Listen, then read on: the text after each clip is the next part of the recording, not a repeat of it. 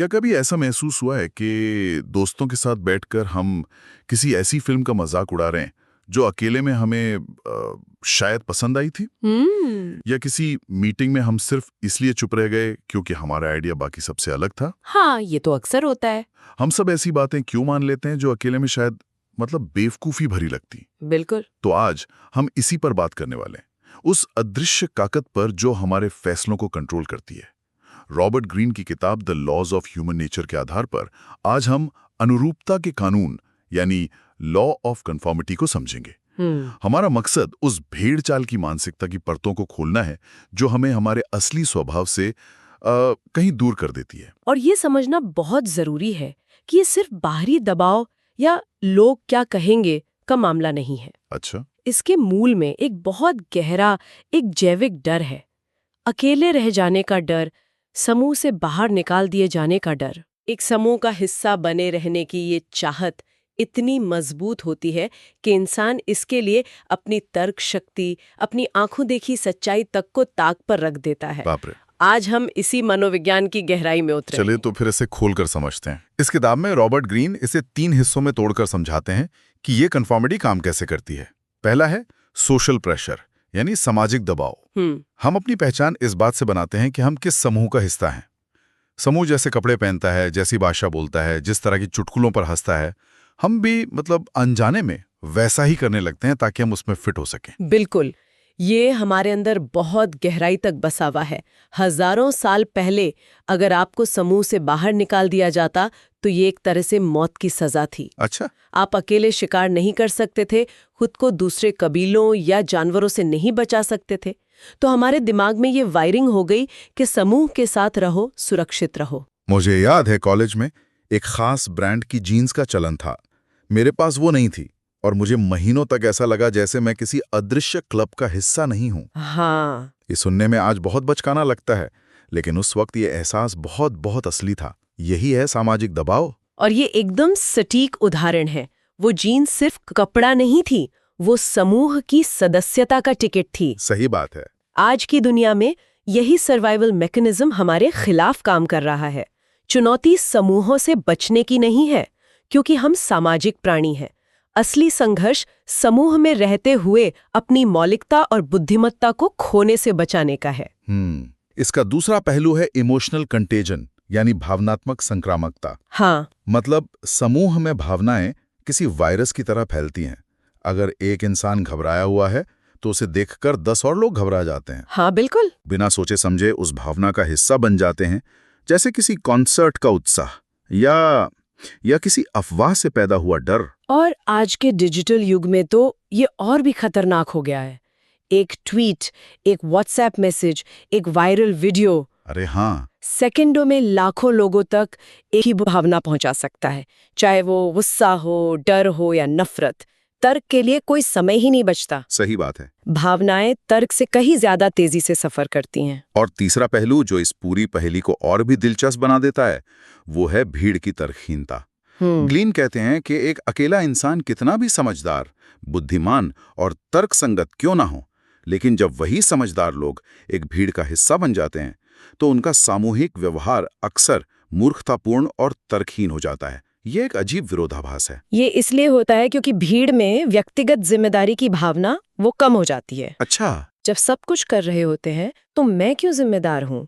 लोग अपनी सोचने की क्षमता को समूह के हवाले कर देते हैं, और जब भावनाएं तर्क पर हावी हो जाती हैं तो सामूहिक बुद्धि का स्तर समूह के सबसे कम बुद्धिमान व्यक्ति के स्तर तक गिर सकता है। चलिए हम कुछ ठोस उदाहरण देखते हैं कि यह सिद्धांत असल जिंदगी में कैसे काम करता है। किताब में एक बहुत मशहूर प्रयोग का जिक्र है, सोलोमन ऐश का अनुरूपता प्रयोग। हाँ, मैंने पढ़ा है इसके बारे में। ये प्रयोग बहुत सरल था, लेकिन इसके नतीजे चौंकाने वाले थे। ऐश ने कुछ लोगों को एक कमरे में बिठाया और उन्हें एक सीधी लाइन दिखाई। ठीक है। फिर उन्हें 3 और लाइनें दिखाकर पूछा गया कि इनमें से कौन सी लाइन पहली वाली के बराबर है। जवाब बिल्कुल साफ था, कोई भी बच्चा बता सकता था। लेकिन खेल ये था कि कमरे में सिर्फ एक ही व्यक्ति असली प्रतिभागी था। बाकी सब ऐश की टीम के लोग थे, जिन्हें एक्टर कह सकते हैं। अच्छा, तो ये एक सेटअप था। हाँ, बिल्कुल। और उन सब एक्टर्स ने जानबूझकर एक-एक करके गलत जवाब देना शुरू कर दिया। एक मिनट, क्या ये सिर्फ बाहरी दबाव था? मेरा मतलब, क्या वो असली प्रतिभागी सिर्फ इसलिए गलत जवाब दे रहा था ताकि वो अजीब ना लगे, या फिर क्या वो सच में अपनी आंखों पर शक करने लगा था कि शायद मैं ही कुछ गलत देख रही हूं? क्या प्रयोग ये बताता है? ये एक बेहतरीन सवाल है और इसका जवाब ही इस प्रयोग की सबसे डरावनी सच्चाई है। स्रोत के मुताबिक बाद में जब उन प्रतिभागियों से बात की गई तो कई ने माना कि उन्हें पता था कि सही जवाब क्या है, लेकिन वे समूह से अलग होकर मूर्ख नहीं दिखना चाहते थे। लेकिन कुछ ने यह भी कहा कि जब सबने एक ही गलत जवाब दिया तो उन्हें सच में लगने लगा था कि शायद उनकी आंखों में ही कोई गड़बड़ है। अरे बाप रे! तो इसमें दोनों ही पहलू शामिल थे, सामाजिक दबाव भी और अपनी ही समझ पर शक। सोचिए जरा, अलग दिखने का, समूह से अलग थलग पड़ जाने का मनोवैज्ञानिक दर्द इतना ज्यादा होता है कि लोग उस सच को भी नकार देते हैं जो उनकी आंखों के ठीक सामने है। अब सोचिए, जब दांव पर सिर्फ एक लाइन की लंबाई से कुछ ज्यादा लगा हो, तब क्या होता होगा? जब पैसा, करियर या सामाजिक प्रतिष्ठा दांव पर हो। और ये मनोवैज्ञानिक दर्द कि हम कहीं अलग थलग न पड़ जाएं, सिर्फ एक लैब में ही नहीं दिखता। जब इसमें पैसा शामिल हो जाता है तो इसके नतीजे बहुत ज्यादा विनाशकारी हो सकते हैं। बिल्कुल, जैसा कि हम अक्सर स्टॉक मार्केट में देखते हैं। और ये हमें हमारे दूसरे उदाहरण पर लाता है, स्टॉक मार्केट के बुलबुले। हाँ। जब किसी शेयर, क्रिप्टो करेंसी या प्रॉपर्टी की कीमत आसमान छूने लगती है तो लोग सिर्फ इसलिए पैसा लगाने लगते हैं क्योंकि सब लगा रहे हैं। ये फोमो यानी फियर ऑफ मिसिंग आउट का क्लासिक केस है। बिल्कुल। लोग ये नहीं देखते कि उस चीज की असली कीमत क्या है, उसकी बुनियादी ताकत क्या है।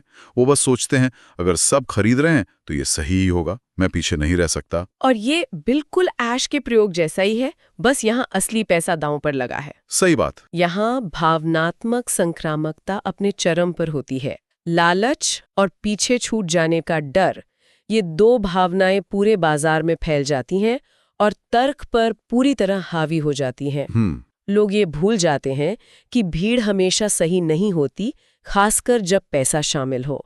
.com बबल से लेकर हाल के क्रिप्टो क्रैश तक इतिहास ऐसे उदाहरणों से भरा पड़ा है जहां भीड़ पूरी तरह से गलत साबित हुई। और एक और आधुनिक उदाहरण है जिसे हम हर रोज अपने चारों तरफ देखते हैं, खासकर इंटरनेट पर। ये ऑनलाइन ट्रेंड्स और जिसे कभी-कभी कैंसल कल्चर भी कहा जाता है। ये बहुत ही रेलेवेंट है। हाँ, और इस पर बात करते हुए हमें निष्पक्ष रहना होगा क्योंकि ये एक मनोवैज्ञानिक प्रक्रिया है। सही है। होता यह है कि किसी व्यक्ति के एक बयान या एक्शन पर एक छोटे समूह की तीव्र प्रतिक्रिया आती है।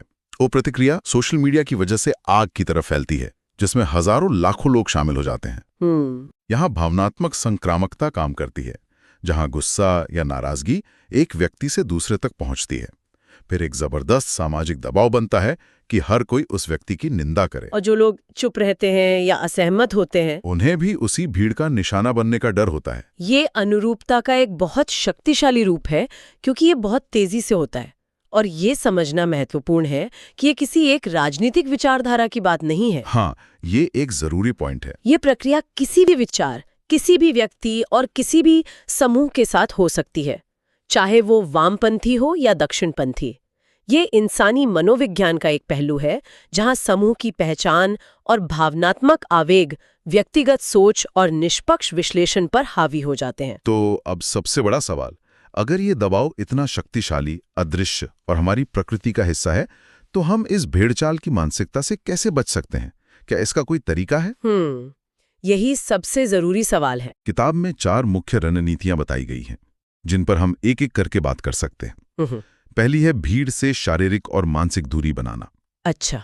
जब भी कोई महत्वपूर्ण फैसला लेना हो, चाहे वो करियर का हो, निवेश का हो या किसी मुद्दे पर अपनी राय बनाने का, तो अकेले में सोचें। और ये सुनने में जितना आसान लगता है, करने में उतना ही मुश्किल है। सही बात है। इसका मतलब है कि किसी जरूरी फैसले से पहले जानबूझकर सोशल मीडिया से लॉग ऑफ करना, या किसी भावनात्मक रूप से चार्ज ग्रुप चैट को म्यूट करना, या सचमुच उस कमरे से बाहर चले जाना जहां सब एक ही धुन में चिल्ला रहे हों। जब आप उस शोर से दूर होते हैं, तभी आप अपनी असली आवाज सुन पाते हैं। दूसरी रणनीति है एक स्वतंत्र विचारक बने। हर विचार को अपनी बुद्धि की कसौटी पर परखें, चाहे वो कितना भी लोकप्रिय क्यों ना हो।